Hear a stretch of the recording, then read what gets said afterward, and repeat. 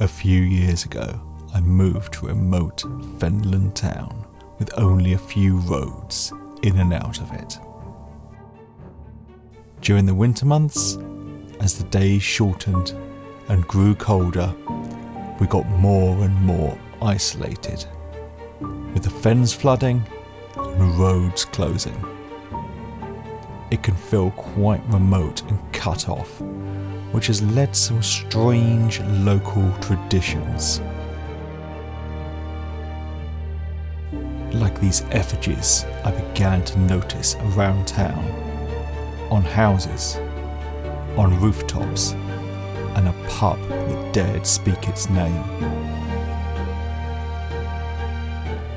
The more I looked, the more I saw this bear made of straw. And I started to see it everywhere I turned.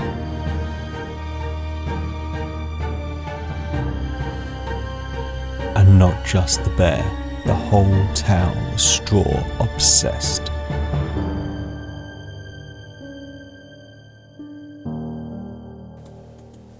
I tried to put it out of my mind and not think about it.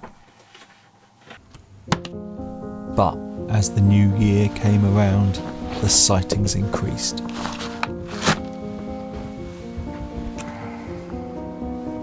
Straw bears began to appear around the town, in shop windows, and signs went up, pronouncing an impending festival in its honour.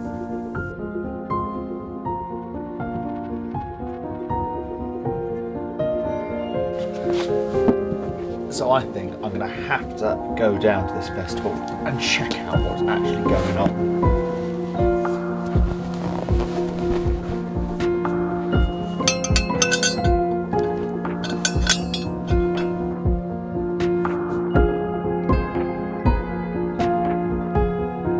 I made my way to the designated start and waited.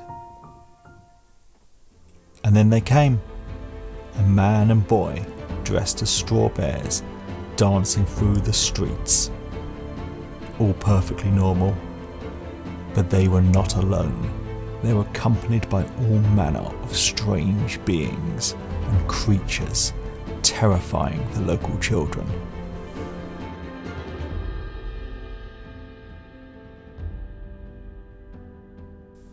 I desperately needed to make sense of all of this.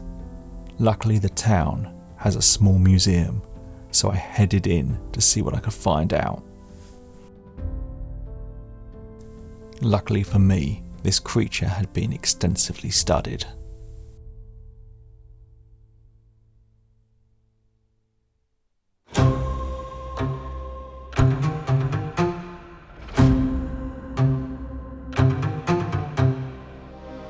It is believed the straw bear might have represented winter or the expulsion of it, as the festival is held early in the year just after Plough Monday. This is when farm workers would start again after the Christmas break.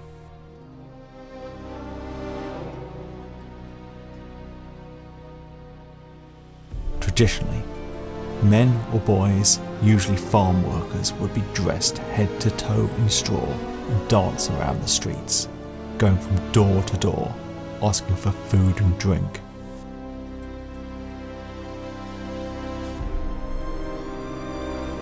The first recorded sightings of the bear was around 1852, and the festival continued until 1909, until an overzealous police officer put a stop to it.